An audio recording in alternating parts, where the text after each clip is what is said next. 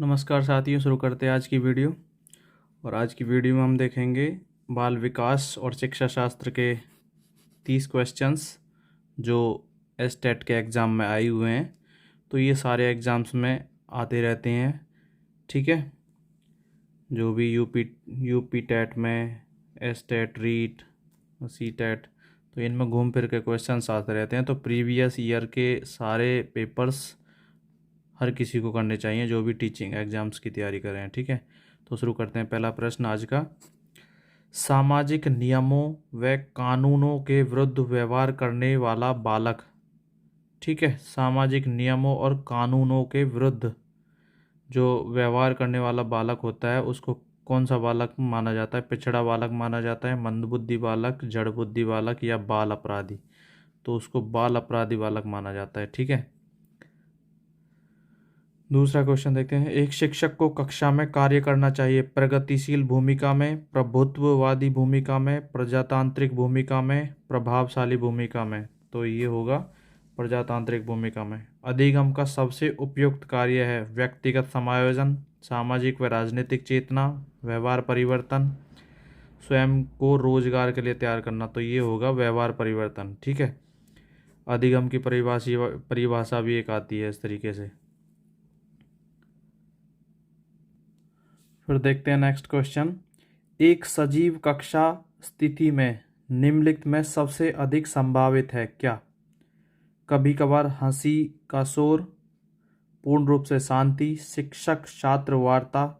तो ये ही सही आंसर होगा, ठीक है। यही पॉजिटिव वे में जा रहा है। विद्यार्थियों के बीच तेज आवाज में वार्तालाप, ये भी कोई पॉजिटिव नहीं है, ठीक है। व्यक्तिगत विभिन्नताओं का क्षेत्र है लिंग भेद, शारीरिक रचना, मानसिक योग्यताएं, ये सभी। तो ये सभी हैं, ठीक है। देखते हैं नेक्स्ट क्वेश्चन हमारा, निम्नलिखित में से कौन मानव विकास का सही क्रम है? तो शैशवावस्था, बाल्यावस्था, किशोरावस्था, प्रौढ़ावस्था, ठीक है, ये हैं। और इनका कितने वर्ष तक ये होती हैं, इनका ये भी ध्यान रख लेना। शैशवावस्था 5 वर्ष तक होती है, ठीक है, लेकिन कहीं कहीं इसे कुछ कम भी माना गया, ठीक है। बाल्यावस्था 6 से 12 है, और किशोरावस्था 13 से 19, और प्रौढ़ावस्था 19 से ऊपर जितनी भी होती है, ठीक है। नेक्स्ट क्वेश्चन है, जब बालक सीखने के लिए तैयार होता है तब वह जल्दी व प्रभावशाली तरीके से सीखता है। जब बच्चे में सीखने के लिए उतावलापन होता है ना, तो वो चीज़ों को, जिस चीज़ को वो सीखना चाहता है, जिस चीज़ को उसे पढ़ाया जा रहा है, तो वो उसे आसानी से सीख लेता है। तो यह सिद्धांत प्रतिपादित किया। ये सिद्धांत, जब बच्चा सीखने के लिए तैयार है तो ये तत्परता का नियम है, ठीक है। तो थॉर्नडाइक ने ये नियम दिए थे, ठीक है। तत्परता का, अभ्यास का और प्रभाव का, ये 3 नियम दिए थे। तो यही बताया गया, जब बालक सीखने के लिए तैयार होता है तब वह जल्दी और प्रभावशाली तरीके से सीखता है। तो ये तत्परता के नियम के अंतर्गत आता है, ठीक है, कि बच्चा सीखने के लिए तत्पर है। नेक्स्ट देखते हैं। फिर नेक्स्ट क्या कहा गया है, आपके अनुसार शिक्षण है एक प्रक्रिया, एक कला, एक कौशल? तो ये क्या है, 2 और 3 सही है इसका, ठीक है। तो एक कला है और एक कौशल, ठीक है, ये वाला आंसर इसका सही होगा। मानव आवश्यकताओं का पदानुक्रम किसने दिया? ये भाई फैक्ट का क्वेश्चन है और याद कर लेना इसे। तो ये मास्लो ने दिया है, ठीक है। फिर है next, zone of proximal development, ZPD, question आता है भाई, ये बहुत पेपरों में देखने को मिल जाता है, CTET में भी देखने को मिलता है, ठीक है। ये है ZPD का प्रत्यय किसने दिया? पहले तो ये पूछा है, ये वाइगोत्स्की ने दिया है। किसने दिया है? वाइगोत्स्की ने, ध्यान रख लेना, ZPD किसने दिया है। और ये ऐसे भी आता है, जोन ऑफ प्रॉक्सिमल डेवलपमेंट, ठीक है। तो ये है क्या, ZPD क्या है? वाइगोत्स्की के अनुसार बच्चों के संज्ञानात्मक विकास हेतु उन्हें उनके वास्तविक स्तर से संभाव्य विकास के स्तर की ओर ले जाया जाता है। वास्तविक विकास के स्तर से संभाव्य विकास के स्तर की ओर ले जाया जाता है।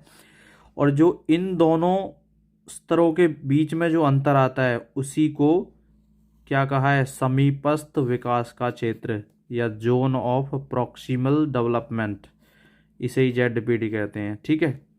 तो ये बहुत मोस्ट इम्पोर्टेंट क्वेश्चन है। देखते हैं नेक्स्ट क्वेश्चन। व्यक्तित्व का समाजशास्त्रीय प्रकार का सिद्धांत दिया गया, तो ये किसने दिया है? ये स्प्रेंजर ने दिया है, ठीक है। वह कथन जो वैयक्तिक विभिन्नता के संदर्भ में सत्य नहीं है, तो कौन सा कथन इसमें इनमें से सत्य नहीं होगा? व्यक्ति विशेष प्रकार व कोटि दोनों में भिन्न होते हैं, तो ये तीसरा वाला गलत होगा इसमें से। फिर नेक्स्ट क्वेश्चन दिया है, प्रोजेक्ट शिक्षण विधि किससे संबंधित है? तो ये किससे संबंधित है? जॉन डीवी से, ठीक है। जिला प्राथमिक शिक्षा कार्यक्रम किस वर्ष लागू किया गया था? तो ये 1993 में लागू किया गया था। ये फैक्ट का क्वेश्चन है, ये भी फैक्ट का क्वेश्चन है, ठीक है। याद रख लेना, ये इंपॉर्टेंट क्वेश्चन है। शिक्षा का उद्देश्य है, शिक्षा का क्या उद्देश्य है? अच्छा नागरिक बनाना है, ऐसे व्यक्तियों का निर्माण करना जो समाज के लिए उपयोगी हो, बिल्कुल ठीक है। व्यवहारिकता का निर्माण करना, ये सारे पॉइंट्स ठीक हैं इसमें, ठीक है। उपरोक्त सभी वाला आंसर सही होगा इसका। नेक्स्ट क्वेश्चन देखते हैं। फ्रोवेल ने निम्न में से किस खेल पर प्रमुख बल दिया? तो ये गेंद का खेल है, ठीक है। और एक फैक्ट की चीज़ यहाँ ये है, फ्रोवेल को खेल प्रणाली का जन्मदाता, तो क्वेश्चन ये पूछा जा सकता है कि खेल प्रणाली का जन्मदाता किसको माना जाता है? फ्रोवेल को, ठीक है। इंपॉर्टेंट क्वेश्चन है ये भी।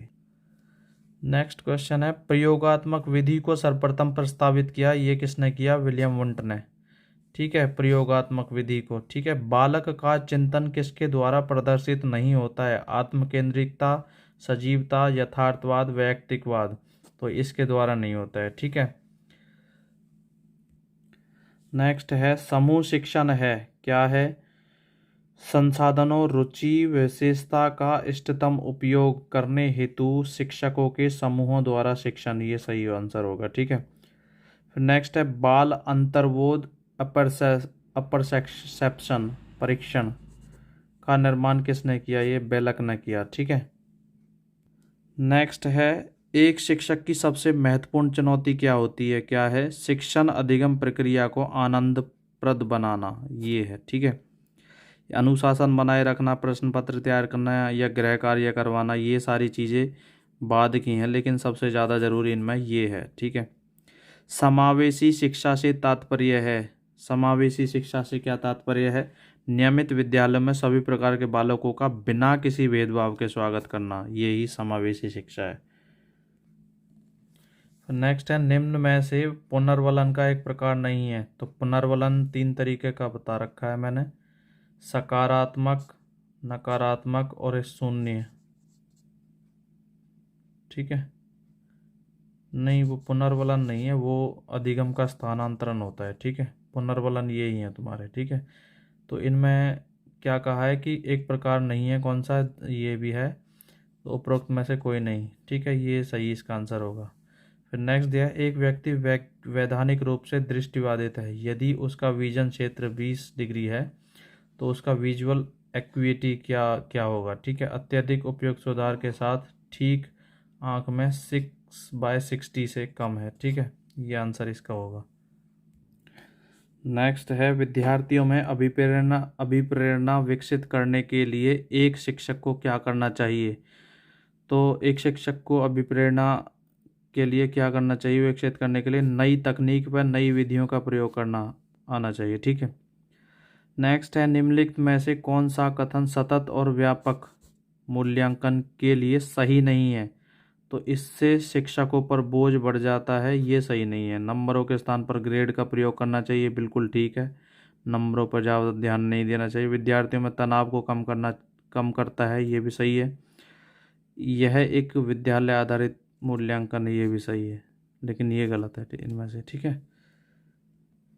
फिर नेक्स्ट है, एक प्रभावी शिक्षक वह है जो कर सकता है कक्षा पर नियंत्रण, कम समय में अधिक सूचना देना, विद्यार्थियों को सीखने के लिए अभिप्रेरित करना, ये सबसे बेस्ट आंसर है इसका, ठीक है।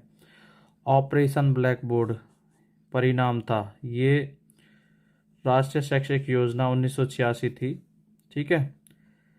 नेशनल एजुकेशन पॉलिसी या प्लानिंग जो भी है, ये 1986 में ऑपरेशन ब्लैक बोर्ड के बारे में कहा गया था। और ऑपरेशन ब्लैक बोर्ड में क्या था, इस योजना के अंतर्गत प्रत्येक विद्यालय में कम से कम तो 2 कमरे और 2 शिक्षकों के साथ आवश्यक खिलौने, ब्लैक बोर्ड, नक्शे, चार्ट ये आदि होनी चाहिए। इन चीज़ों की व्यवस्था होनी चाहिए, ये इस पॉलिसी में कहा गया था। ठीक है, फिर नेक्स्ट है, निम्नलिखित में से कौन सा अधिगम का क्षेत्र नहीं है? संज्ञानात्मक, भावात्मक, क्रियात्मक, आध्यात्मिक। ये क्वेश्चन आता है। अधिगम के ये तीनों क्षेत्र हैं, संज्ञानात्मक, क्रियात्मक और भावात्मक, लेकिन ये नहीं है। ठीक है, तो ध्यान रखना, ये क्वेश्चन कैसे भी आ सकता है, या ये भी पूछा जा सकता है अधिगम के क्षेत्र कितने हैं, तो 3 हैं।